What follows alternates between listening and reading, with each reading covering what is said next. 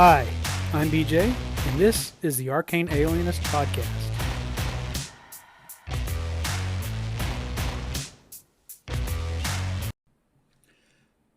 Hey everybody, welcome to the Arcane Alienist. Today I've got some calls. Most of these are going to be about the question I posed at the end of the last episode about, what do you put in a portable travel DM kit for gaming on the go. Unfortunately, I didn't get to run any games. The kids were having so much fun on their field trip doing other stuff. We also had an incident where the bus broke down that probably interfered with some of that. I'll tell that story here in a minute, maybe after the calls. But this first call is actually from Evil Jeff of the Minions and Musing podcast. He's been sort of catching up on some of my older episodes. So this is about an episode from the end of 2023. Let's hear what he has to say, and then we'll get into these calls about portable game mastering kits. So take it away, Evil Jeff. BJ, it's Evil Jeff. So, been catching up on your back catalog. Finally got to your last podcast of 2023, where you're talking about video games and RPGs and how they are drawing close to each other. And I believe I said that on one of my podcasts a while back, but I totally agree. I think that video games started pulling stuff from D&D, and then some innovative stuff that the video games started being emulated in our role-playing games, and kind of gone back and forth, because that's sort of the same group of people that you're aiming for. That here's this fantasy adventure, whether it's electronic or whether it is pen and paper. It makes no difference to the company. They're just trying to get their product out there, get it played, and talked about paying for, etc. So, yeah, I totally agree with your assessment there. I think I was going to make an entire podcast on that, but you've said it and I've mentioned it before. So yeah, and the next big innovation in some role-playing game or some video game probably will show up in the other one 2-3 years down the line. All right, well, finally caught up to your 2024 stuff, so I'll be finishing that up soon. Thanks for what you've been putting out, and look forward to hearing some more. Well, thank you, Evil Jeff, for the call. Yeah, I think it's really that back and forth is going to be interesting to watch in the years to come. A product I've seen recently, there have been a couple of Kickstarters for it. I think there's two different people doing it. It doesn't look good to me, but I could see how eventually these could be really cool. And there are these cubes that give you sort of a holographic image in size, and they're meant to be used in place of a miniature. So that they're about 1 inch square for regular characters, although they come in a couple different sizes. So they would take up kind of the size of the base of different types of miniatures you actually use at the table. But then you can insert change the digital image so that they could be a goblin, it could be an orc. If you have one of the bigger ones, it could be an owlbear, or an even bigger one, perhaps a dragon.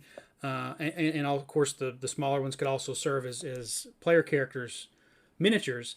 And so you get to change out the image inside. The thing with me, from what I've seen so far, they're not to scale with other miniatures. So if you want to say take a human or elf miniature that represents a player character or an NPC that we currently use at sort of around the 25-28 millimeter scale, and you put it next to one of these boxes, well, the image is like a 28 millimeter scale, but you're looking at maybe a 10 millimeter base on the bottom that has to hold the battery and the chip, or what that holds and projects the image. So it winds up being about not quite half again taller than the comparable miniature of, say, a medium-sized humanoid character. And to me, that was it didn't look good. Maybe you were only using those. I didn't like it, but I could see the point where maybe at some point they're going to refine that technology down to where it will be a little more like on scale with miniatures, because, a lot of people who really get into using miniatures and terrain at the tabletop, it's out of proportion, not only with the other miniatures, but with doors or walls or other things you might have collected to use and train. And so I don't think it's there yet. Of course, you got to go through these rough patches to get to it. So those are out there. But again, it does speak to that sort of interplay between digital versions of gaming and, paper, pencil, and, plastic, resin, or models that would use at the table. So it'll be interesting to see where that goes. I also think we've talked about with Cerebrevore doing sort of looking at like the Appendix N, having a group discussion about that, and literature that's come out since D&D that has now kind of influenced D&D, other contemporary fantasy literature. And we talk a little bit about things that aren't actually published books or novels, like comic books and video games and movies and television shows that now inform current trends in Dungeons and Dragons and other fantasy role-playing games. So look for that in a future episode of Cerebrevore. It may take us a little while to get around to that specific discussion about things that are kind of like Appendix N, but aren't in any of the appendixes because they're not novels or books. But yeah, it is interesting the way, from the get-go, video games have drawn mechanics from tabletop games. And now we're seeing that cycle, and it's getting into kind of back and forth between them. So again, thanks for the call, Jeff. You guys check out Evil Jeff's Minions and Musings podcast. He just finished his most recent season. He's done some really cool stuff. He talks about kind of the same kind of gaming things most of us talk about in the Anchor sphere. He talks about some playing with his kids. Sometimes every now and then, one of his kids on the show with him. And he's recently done a really cool kind of walkthrough of how he's developed for a campaign setting that's being developed by Che Webster, but Evil Jeff has helped work on a specific region and the culture and sort of the setup surrounding a group of wood elves. And it's really neat, kind of window into some world building stuff. So check out his stuff. I know he's finished his season, and he's going to take a break for I think for the summer, and then be back late summer, fall. So yeah, a good time to catch up on his podcast if you haven't been listening lately. And while he's on hiatus, before he starts coming back with some new stuff. All right, let's see. Who do we have a call here? I forgot to label these files as I'm still learning to use GarageBand to create episodes. So this will surprise me as to who it is. I know I got a call from Carl, I got a call from Jason, and I got a call from Daniel, but I don't know which one of these belongs to who. So let's just see who we got here. Hey BJ, Daniel from Bandit, keep calling in. Glad to hear you've got GarageBand working since Riverside didn't seem to. It's funny, I used to use GarageBand a while back, and they upgraded it. Now this is a while ago, and it got really more advanced and kind of better, I guess, in a lot of ways. But in some ways, it became it was harder for me to use it because they kind of completely changed the interface. So I moved on from it, and plus I was just kind of noodling around with it. But maybe I'll pull it out again and mess with it because that sounded really good. Although your outro was quite loud compared to the rest of the thing, so you might want to mess with that a little bit. But otherwise, it sounded really great. Thanks for the shout out, of course. And besides the card decks and stuff like you mentioned, which is something I might bring with me today, but I actually was looking. I had made a small kind of bring with me anywhere pack to bring whenever I went on family things because I had a bunch of family members that were interested but didn't really play. So I wanted to just have something just in case. And what was in it was actually a copy of, a Lulu copy of the basic book, the Moldvay basic book, right? Because I just feel like if you're going to play D&D around the table with your family, I don't necessarily want to use electronic devices. I think with kids, like teenagers and stuff, they're more apt to just grab their phones and do it. But I like the idea of no electronics from teaching my mom to play or something, right? So anyways, I had the basic book, and I had B1 of all things, because B1 is such a great adventure that you can change up a lot, and also it has very basic stats for pre-gen characters in the back. So I had B1. I had printed some character sheets off. These days, I think I'd throw some index cards. I think that's a better idea. And that's basically what I had. I figured I could run B1 and with the basic book, be able to make characters and play the game pretty simply. These days, I think because I'm playing more OD&D, I might be tempted to bring that instead. Although, to be honest, I think I'd probably, if I was traveling and wanted to be super lightweight, I might bring white box fantasy medieval game or something like that. Because I think that's, it's all in one book. So it's just one simple thing to mess with. You need only D6s and D20s with that game. So that's kind of easy. And again, some index cards. So that's a good kit. And of course, like you say, something to make a dungeon with. I think that having the deck of many dungeons, which I love, is great. But, and of course, the side quest decks.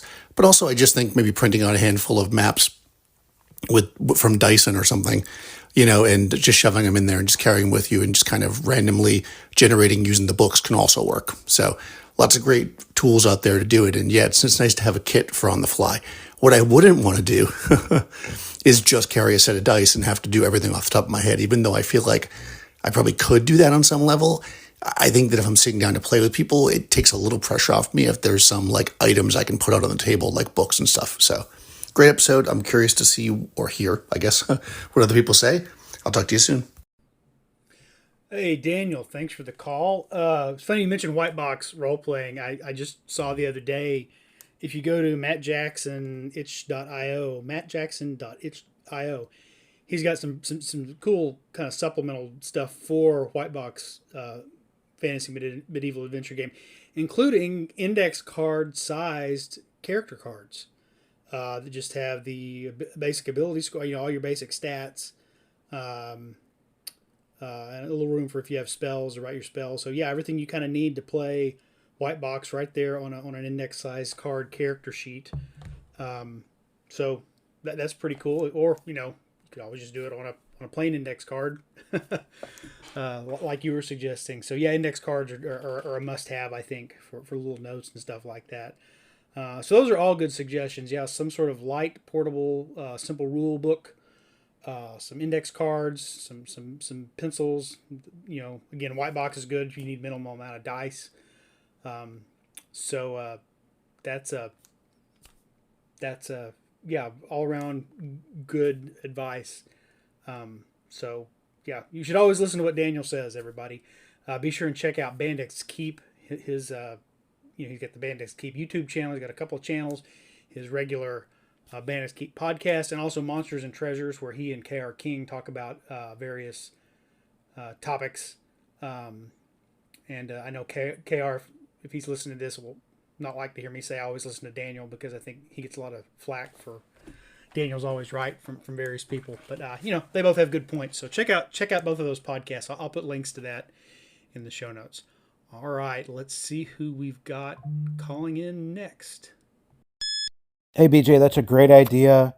I went up to CupaCabraCon this past weekend, and I don't know why, I just maybe decided that I was going to put a lot of all the rule books that I needed, that I had as a PDF, on my tablet. And and then when I left, I actually forgot a rule book, the Savage Worlds book, but it was on my tablet. So I got to run from there, and it was really cool. So I think it's a great idea to have a GM's toolkit, and I think having the tablet that I got nominally for work, but it's not from work, it seems to work pretty well for that. So I guess I'm going to load up some rule books and maybe get ready for some pickup games. Although I'd rather play in one of your pickup games at North Texas RPG Con. And we'll see you soon. Have fun on your band trip or drama trip.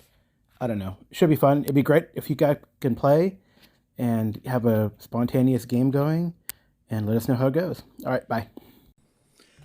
That was Karl Rodriguez of the GMologist Presents.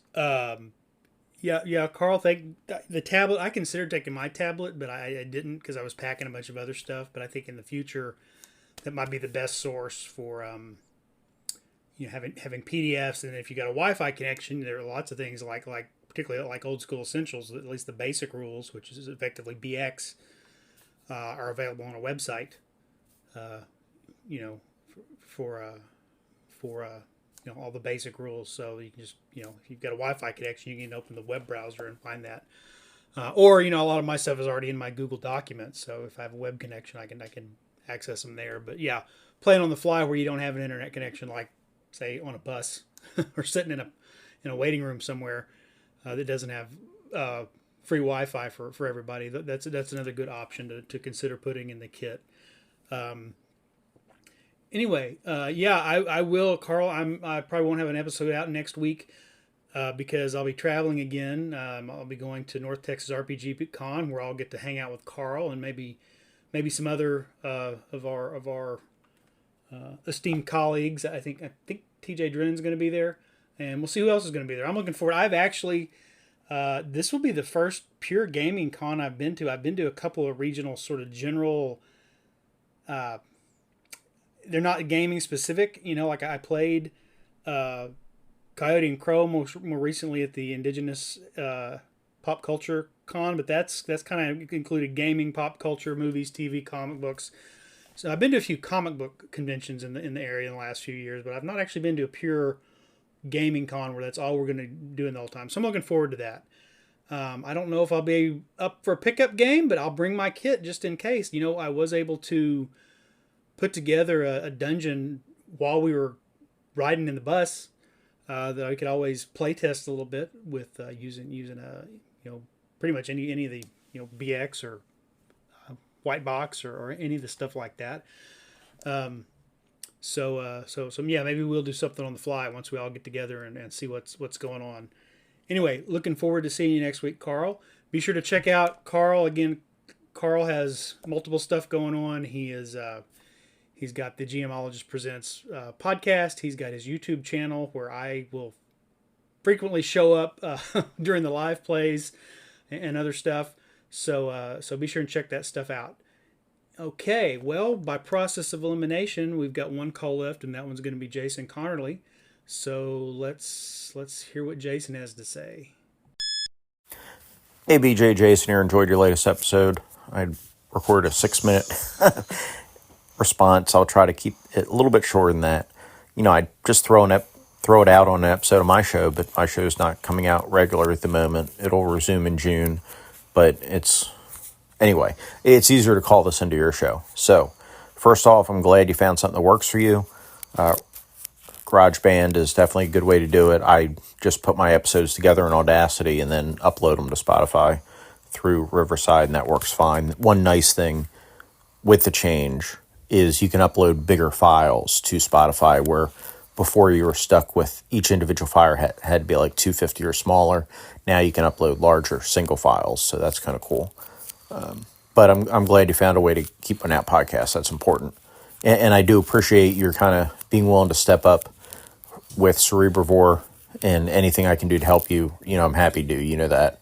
But I'm glad to see that getting a rebirth. I think it's a great concept, and I really enjoy those kind of panel discussions.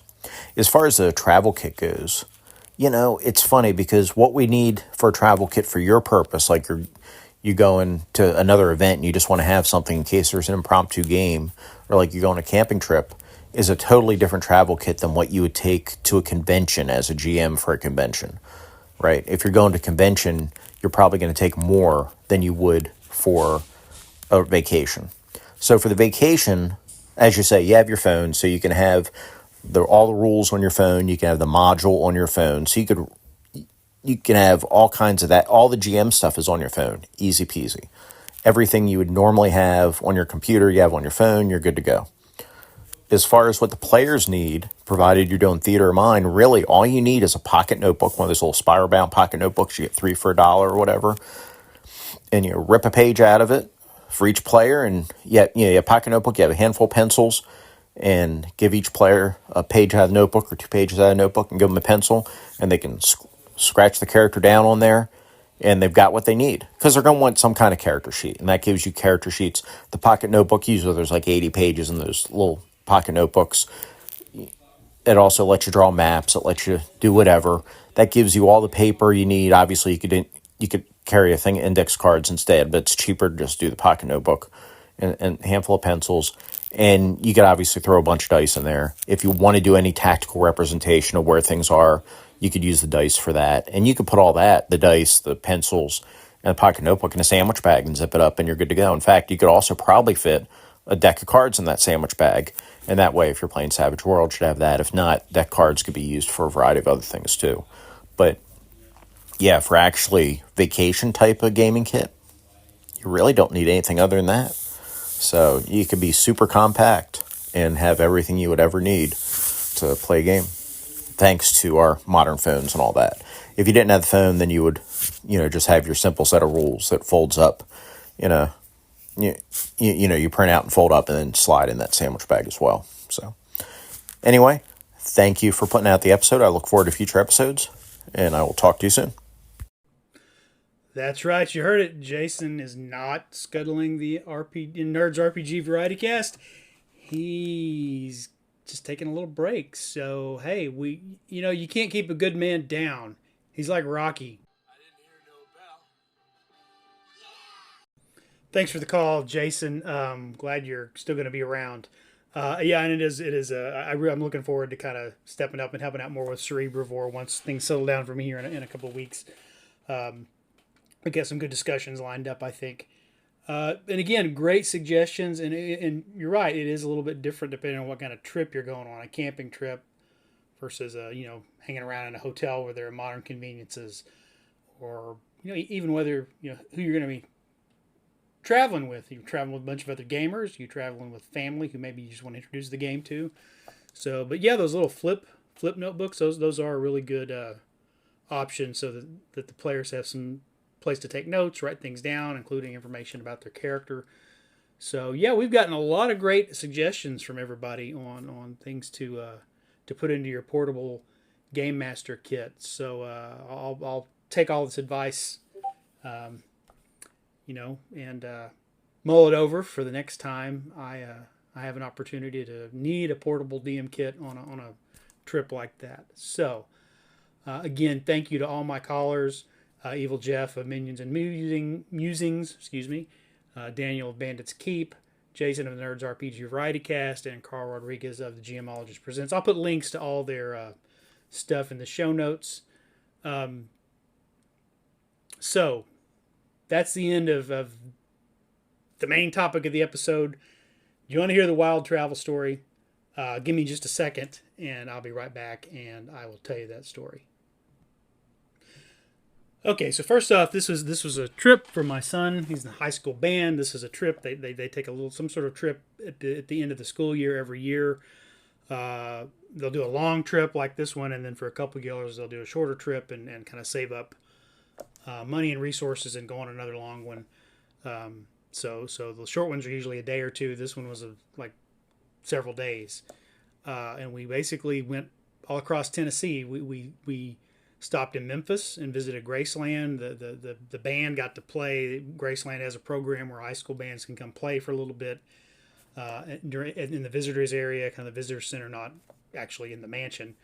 The woman who coordinates that, who's one of the longest serving tour guides, also was a high school music teacher before she retired from teaching. So she came out and told them they did a great job, told them some stories about when she had known Elvis when she was younger. And then we got to tour Graceland. Then we went all the way over to Gatlinburg and got to drive around through the Great Smoky Mountain National Park, saw a lumberjack show, which was a lot of fun. And the next day went to Dollywood, again, more music-themed stuff. I got to pull my son aside for about an hour while we were at Dollywood from the other kids, and we went to the blacksmith shop, and we both made knives out of old horseshoes. It was really cool to work with actual blacksmiths. I mean, I think the blacksmiths they heated the metal, they cooled the metal, they polished and sharpened the blades. All we did was basically hammer as they instructed to flatten them out and shape the blades on the anvil. But it was still neat to see how it works. And so that was pretty cool. I've always thought maybe someday when I retire, blacksmithing might be a craft I might like to take up. It seems like it'd be very relaxing to do. But so that was a lot of fun. And then on the way back, we stopped in Nashville and went to the Musicians Hall of Fame, which is really neat. It's not like the Country Music Hall of Fame or the Rock and Roll Hall of Fame where the headliner acts are inductees. These are people who they're involved in popular music, but they're the actual musicians, not the people who write the lyrics to the song, or not necessarily even people who do the vocal performances, but they're the either the studio musicians, the touring musicians who sit down and then craft the instrumentations and everything, and bring it all together to what you actually hear on the radio, or when you're listening to, well, in the old days, a record or tape, or I guess people still listen to records, DVDs, or just, on Spotify or iTunes, or something like that. So if you're not a big music aficionado, you wouldn't recognize very many of the people who are actually inductees into the Hall of Fame, because they're the backing bands of the people who are. It's almost like how the Fall Guy is based on the stuntmen who make the actors look good. This is based on the actual guitar players and piano players and percussionists and things like people like that who back the group. So, for example, Elvis and Johnny Cash, neither one are inductees into this Hall of Fame, but the backing bands that they recorded with at Sun Records and in their early parts of their careers, those guys are in there. Garth Brooks is inducted into it, but not as Garth Brooks, but just as a member of his band that he goes into the studio with to record his albums.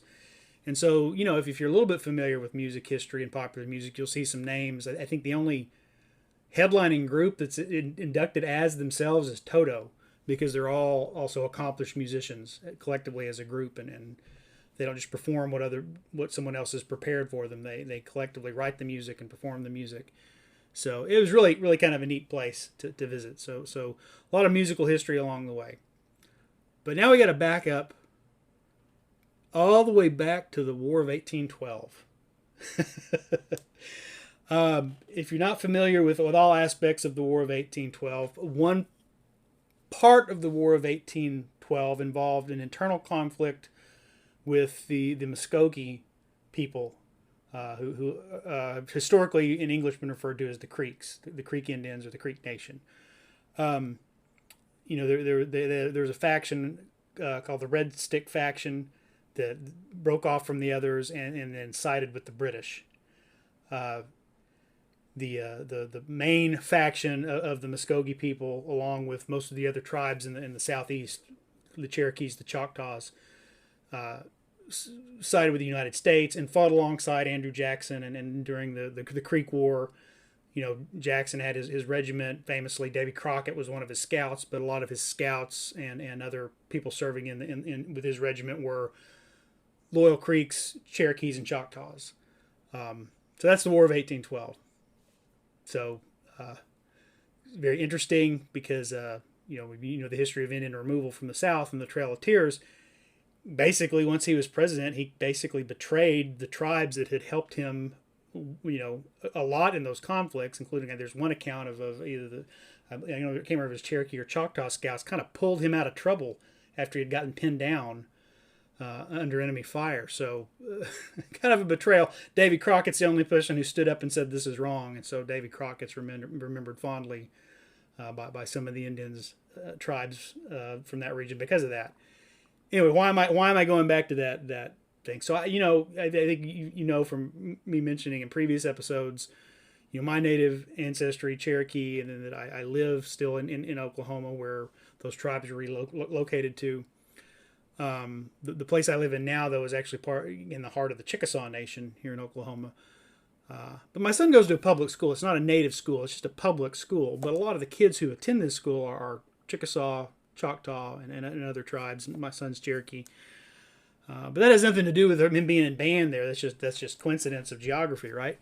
So we get the itinerary for this trip across Tennessee and find out the second day we're going to stop at the Hermitage, which is Andrew Jackson's homestead north of Nashville.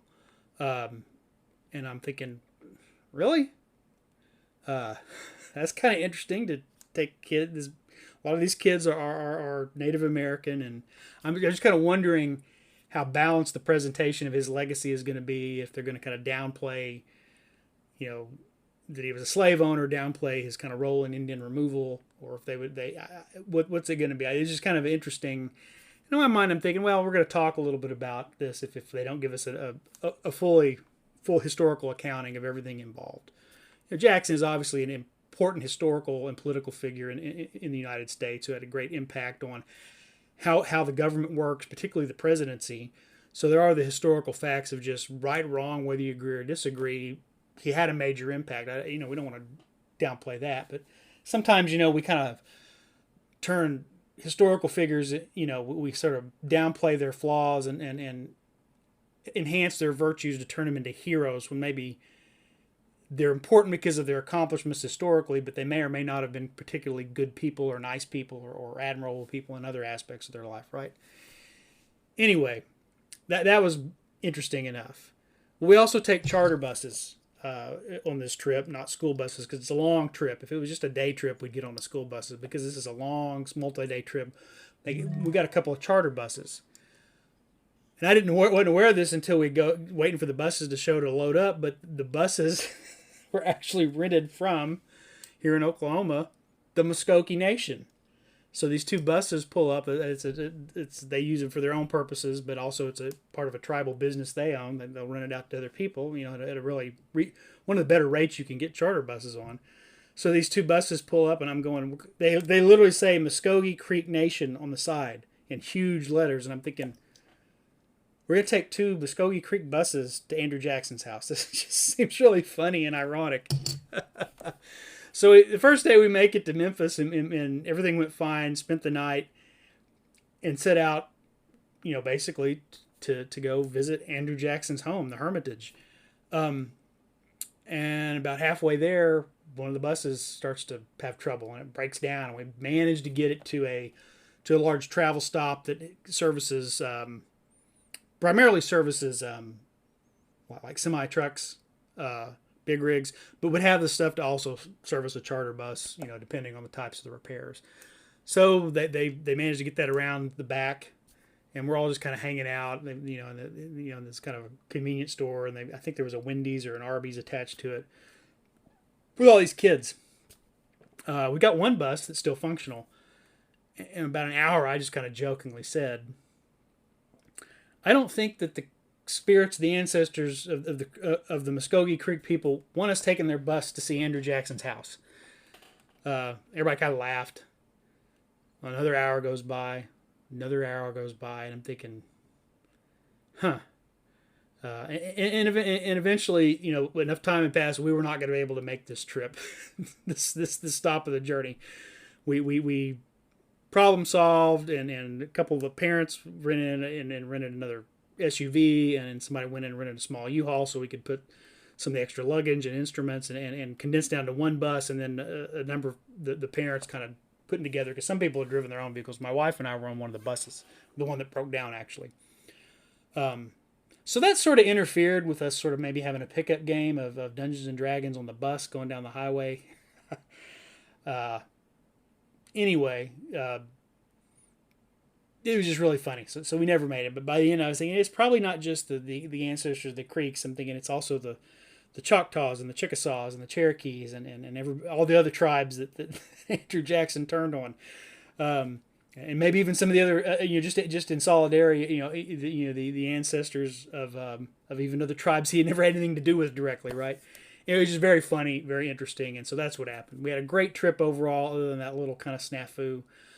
A friend of mine whose kids were also on the trip, who was in his own car, didn't realize he was out ahead, didn't realize the bus had broke down. They went ahead and went to the Hermitage and said, "Hey, we're here with this group," and they're like, "Well, you jump in with this other tour group. The tour itself doesn't last that long." And he said, "No, it was great. They was a very accurate, balanced, honest appraisal of everything Jackson did historically, including, being a slave owner, including his policies on Indian removal and what all came of that, leading to the Trail of Tears and some of the other problems that happened." So, yeah, it was a lot of fun. Great trip. A lot of music and great stuff around music, plus some roller coasters. But at Dollywood, but alas, no gaming. I did create a dungeon, as I mentioned earlier, on the bus ride, so I'll be looking to play test that and iron that out. So but that's about the extent of it. It's a procedurally generated dungeon to just throw some first level characters through. Anyway, that is it for the episode. Thanks for sticking with me this long. I probably will not get to record an episode next week. I got some ideas for some topics of discussion, and I'll bring those back starting with the next episode, I think. So till then, wherever you are out there, take care of yourself and try to make somebody happy today.